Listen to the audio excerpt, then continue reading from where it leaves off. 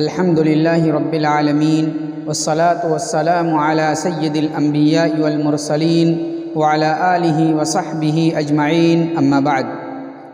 محترم ناظرین، آج کل سوشل میڈیا کے ذریعے سے یہ خبر وائرل ہو رہی ہے کہ کیرل کا ایک شخص جو بیت اللہ کا حج کرنے کے لیے پیدل چل پڑا ہے، یعنی 2023 کا حج کرنے کے لیے وہ گھر سے 2022 ہی کو پیدل نکل چکا ہے۔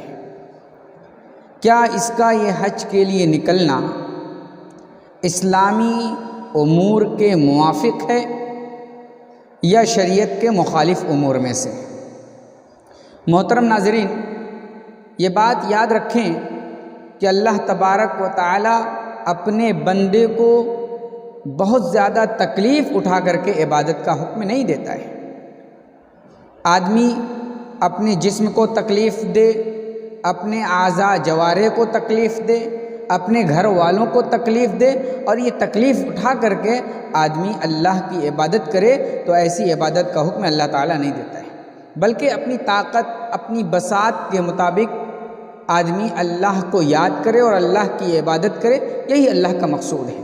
قرآن کریم میں اللہ رب العالمین نے فرمایا لا یکلف اللہ نفسا الا وسعها، اور نبی کریم صلی اللہ علیہ وسلم کی ایک حدیث اپنے سامنے رکھیں، یہ مسئلہ واضح اور کلیئر ہو جاتا ہے کہ اللہ تعالیٰ انسان کی طاقت کے مطابق ہی انہیں مکلف کرتا ہے، ان کی طاقت سے زیادہ انہیں مکلف نہیں کرتا ہے۔ نبی کریم صلی اللہ علیہ وسلم کے ایک پیارے صحابی حضرت عبداللہ ابن عباس رضی اللہ تعالیٰ عنہ بیان کرتے ہیں کہ ایک شخص نے نبی کریم صلی اللہ علیہ وسلم کے عہد مبارک میں نذر مانی۔ اس نے نذر کیا مانگنی تھی؟ اس کی نذر یہ تھی کہ وہ نہ کھائے گا، اس کی نذر یہ تھی کہ نہ بولے گا اور دھوپ میں کھڑا ہی رہے گا، اور روزہ رکھے گا، روزہ افطار نہیں کرے گا۔ نبی کریم صلی اللہ علیہ وسلم نے اس کے سلسلے میں کیا ارشاد فرمایا، آئیے ذرا سنتے ہیں۔ عن ابن عباس رضی اللہ تعالی عنہ قال بینما النبی صلی اللہ علیہ وسلم یخطب اذ هو رجل قائم في الشمس فسأل عنه قالوا هذا ابو اسرائیل نذر ان يقوم ولا يستدل ولا يتكلم ويصوم قال مروه فليتكلم وليستدل وليقعد صومه۔ صحیح ابو داؤد کی یہ روایت ہے، علامہ البانی نے اسے صحیح قرار دیا ہے۔ حضرت ابن عباس کہتے ہیں کہ نبی کریم صلی اللہ علیہ وسلم خطبہ دے رہے تھے، اس درمیان اللہ کے نبی صلی اللہ علیہ وسلم کی نگاہ ایک شخص کے اوپر پڑی جو دھوپ میں کھڑا ہوا تھا۔ لوگ بیٹھے ہوئے تھے، سائے کیے ہوئے تھے، لیکن وہ شخص دھوپ میں کھڑا تھا۔ اللہ کے نبی صلی اللہ علیہ وسلم نے اس کے بارے میں سوال کیا، کیا بات ہے، یہ دھوپ میں کیوں کھڑا ہے؟ نبی کریم صلی اللہ علیہ وسلم کے سوال پر لوگوں نے بتایا کہ نذرا، اس نے نذر مانی ہے، یہ ابو اسرائیل ہے، اس نے نذر مانی ہے، ان یقوم ولا یستدل، کہ شمس میں اور سورج میں، سورج کی روشنی میں یہ کھڑا رہے گا، دھوپ میں کھڑا رہے گا، سایہ نہیں کرے گا، ولا یتکلم، بات نہیں کرے گا، ویصوم، اور روزہ رکھے گا۔ اللہ کے نبی نے اس موقع پر فرمایا تھا اے میرے ساتھیوں، اسے حکم دو کہ سایہ اختیار کرے، سائے میں رہے اور بات بھی کرے، لیکن روزے کی نذر مانی ہے تو روزہ پورا کرے۔ اگر نذر صحیح ہے تو اس نذر کو پورا کرنا صحیح رہے گا، لیکن اگر نذر غیر شرعی امور کی مانی ہے یا ایسی چیز کی مانی ہے جس کا کوئی مطلب ہی نہیں ہوتا، صرف اپنے جسم کو تکلیف دینا، صرف اپنے آپ کو ہلاکت میں ڈالنا، تو ایسی نذر پوری کرنے کا حکم نہیں ہے۔ تو میرے بھائیوں، آپ نے دیکھ لیا کہ نبی کریم صلی اللہ علیہ وسلم کے عہد مبارک میں ایک شخص نے دھوپ میں کھڑے رہنے کی نذر مانی تھی، کسی سے بات نہ کرنے کی نذر مانی تھی، اللہ کے نبی نے اسے منع کر دیا، اور روزہ رکھنے کی نذر مانی تھی تو اللہ کے نبی صلی اللہ علیہ وسلم نے اسے اجازت دی۔ معلوم ہوا کہ کسی شخص کو اپنی بساط کے مطابق ہی اللہ تعالیٰ کی عبادت کرنے کا مکلف کیا گیا ہے۔ اور اگر کوئی شخص ایسی چیز کی نظر مانتا ہے جس میں اس کی جان کی ہلاکت کا سبب ہو، جس میں اور وبال ہو، تو اس کی نظر پوری نہیں کی جائے گی۔ میرے بھائیوں، محترم شعاب جو کیرل کے رہنے والے ہیں، انہوں نے نظر مانی یا انہوں نے 2023 کے لیے حج کے سفر کے لیے ابھی سے پیدل سفر شروع کر دیا ہے۔ اس سفر کی حیثیت کیا ہے؟ کیا یہ سفر ان کے لیے مفید ثابت ہوگا؟ کیا اس سفر میں انہیں ان حجاج کرام سے زیادہ ثواب ملے گا جو سفر کر کے سواری سے جاتے ہیں، جو پلین سے جاتے ہیں، جو کسی اور ذریعے سے جاتے ہیں، سواری کے ذریعے سے جاتے ہیں؟ کیا ان سے زیادہ انہیں ثواب ملے گا یا ان کا ثواب ان سے کم ہوگا؟ آئیے چند حدیث آپ کے سامنے پیش کرتے ہیں۔ اللہ کے نبی صلی اللہ علیہ وسلم کے عہد مبارک ہی کا واقعہ ہے۔ حضرت انس ابن مالک رضی اللہ تعالیٰ عنہ راوی حدیث ہیں، کہتے ہیں نظرت امرأۃ ان تمشی الی بیت اللہ فسئل نبی اللہ صلی اللہ علیہ وسلم عن ذلك فقال ان اللہ لغنی عن مشیها مروها فلترکب۔ یہ سنن الترمذی کی صحیح روایت ہے۔ آپ اس حدیث کو 1536 نمبر حدیث کے تحت دیکھ سکتے ہیں۔ حضرت انس کہتے ہیں کہ نبی کریم صلی اللہ علیہ وسلم نے کے عہد مبارک میں ایک عورت نے نظر مانی کہ وہ پیدل چل کر کے بیت اللہ شریف کو جائے گی۔ دیکھیے بالکل وہی معاملہ ہے، بالکل وہی کنڈیشن ہے۔ اور کہاں سے نظر مانی تھی؟ مدینہ منورہ۔ مدینہ منورہ اور مکہ مکرمہ کے اندر بہت زیادہ دوری نہیں ہے، بالمقابل انڈیا سے مدینہ یا مکہ جانے میں اللہ کے نبی صلی اللہ علیہ وسلم کے عہد مبارک میں اس عورت نے مدینہ رہ کر کے نظر مانی تھی کہ پیدل بیت اللہ شریف جائے گی۔ نبی کریم صلی اللہ علیہ وسلم سے اس مسئلے میں سوال کیا گیا، اے اللہ کے نبی فلاں عورت حج کو جانے والی ہے اور نظر مانی ہے کہ پیدل جائے گی۔ اللہ کے نبی صلی اللہ علیہ وسلم نے فرمایا ان اللہ لغنی عن مشیہا، اللہ تعالیٰ اس کے اس پیدل چلنے سے بے نیاز ہے، یعنی اس کا اس پیدل چل لینا یا پیدل چل کر کے بیت اللہ کی طرف جانا یہ کوئی فائدہ مند نہیں ہوگا۔ اللہ کے نبی پھر کہتے ہیں مروها فلترکب، انہیں اخم دو، اس عورت کو بتاؤ کہ تمہیں سواری کر لینا ہی بہتر ہے، اس لیے کہ اللہ تعالیٰ تمہارے پیدل چلنے سے بے نیاز ہے۔ آپ لوگ حکم اسے دیں کہ فلترکب، سوار ہو جائے، سواری کے ذریعے سے مکہ مکرمہ بیت اللہ شریف، بیت اللہ اور خانہ کعبہ جائے اور وہاں جا کر کے حج کرے، اپنے جسم کو بیجا تھکائے نہیں، بیجا مشقت میں نہ ڈالے، ہلاکت میں نہ ڈالے۔ یہ ترمذی کی صحیح روایت ہے۔ ایک اور حدیث اپنے سامنے رکھتے ہیں، حضرت انس ابن مالک رضی اللہ تعالی عنہ ہی کی ہے، کہتے کہ مر النبی صلی اللہ علیہ وسلم بشیخ کبیر، اللہ کے نبی کا گزر ایک بوڑھے شخص کے پاس سے ہوا۔ بوڑھا شخص اپنے دو بیٹوں کے درمیان چل رہا تھا، یعنی دونوں بیٹوں کے کندھے پر ہاتھ رکھ کر کے سہارا دے کر کے بڑی مشکل سے چل رہا تھا۔ اللہ کے نبی علیہ الصلاۃ والسلام نے پوچھا ما بال ھذا، اس کا معاملہ کیا ہے، کیوں ایسا چل رہا ہے، کیوں اپنے دونوں بیٹوں کے درمیان چل رہا ہے؟ لوگوں نے کہا اللہ کے نبی نظر ان یمشی، اس نے نظر مانی ہے کہ پیدل چل کر کے بیت اللہ جائے گا۔ اللہ کے نبی صلی اللہ علیہ وسلم نے فرمایا ان اللہ لغنی عن تعذیب ھذا نفسہ، اللہ تعالیٰ بے نیاز ہے اس شخص سے جو اپنے نفس کو عذاب دے۔ ان اللہ لغنی عن تعذیب ھذا نفسہ، اللہ تعالیٰ اس کے اپنے نفس کو عذاب دینے سے بے نیاز ہے، یعنی اس کا اپنے نفس کو تکلیف دینا اسے کوئی فائدہ نہیں دے گا۔ اللہ کے نبی نے فرمایا، اللہ کے نبی نے کہا کہ آپ پیدل نہ چلیں بلکہ سوار ہو جائیں۔ اللہ کے نبی نے انہیں سواری کا حکم دیا، سواری سے جانے کا حکم دیا۔ یہ حدیث بھی ترمذی ہی کے اندر ہے اور اسی حدیث کے مان بعد ہے، یعنی 1537 نمبر کی حدیث آپ ترمذی اٹھا کر کے دیکھ سکتے ہیں۔ ایک تیسری حدیث آپ اپنے سامنے رکھیں، عقبہ ابن عامر کی روایت ہے، کہتے ہیں کہ انہوں نے نبی کریم صلی اللہ علیہ وسلم سے فرمایا کہ میری ایک بہن ہے جس نے بیت اللہ جانے کی نظر مانیے کہ بیت اللہ پیدل جائے گی، کعبہ شریف پیدل جائے گی، پیدل حج کرنے کے لیے جائے گی۔ اللہ کے نبی نے فرمایا اللہ تعالیٰ اسے بیت اللہ کی طرف پیدل جانے پر کچھ بھی اجر و ثواب نہیں دے گا، کچھ بھی اسے اجر و ثواب اللہ تعالیٰ نہیں عطا فرمائے گا۔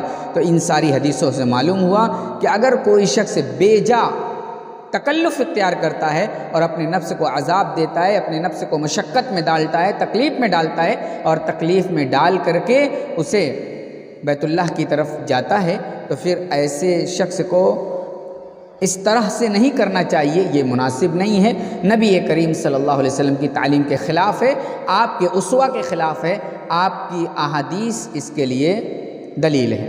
بطور دلیل میں نے 3 احادیث آپ کے سامنے پیش کی۔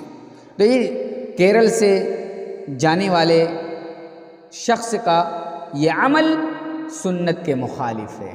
1 سال تک سفر کرتے رہیں گے، گھر بار کو چھوڑ کر کے، بیوی بچے کو چھوڑ کر کے، خیش و اقارب کو چھوڑ کر کے، اکیلے تنہا سفر بیت اللہ کے لیے سفر پیدل کرنا یہ مناسب نہیں۔ راستے کے کا کیا حال ہے، راستہ کیسا ملے گا، یہ تو الگ بات ہے، لیکن سنت اگر دیکھی جائے تو یہ سنت کے بھی مخالف امور میں سے ہے۔ محترم ناظرین،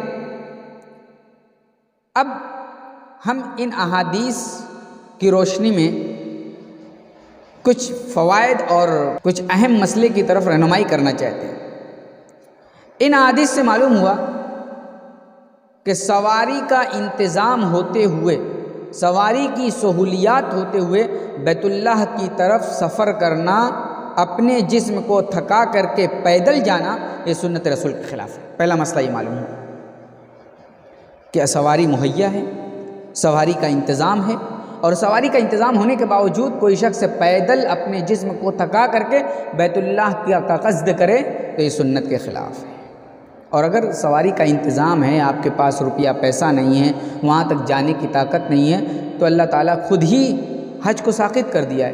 نبی کریم صلی اللہ علیہ وسلم کی حدیث ہے بنی الاسلام علی 5 شہادت اللہ الہ الا اللہ، اور آخر میں اللہ کے نبی نے فرمایا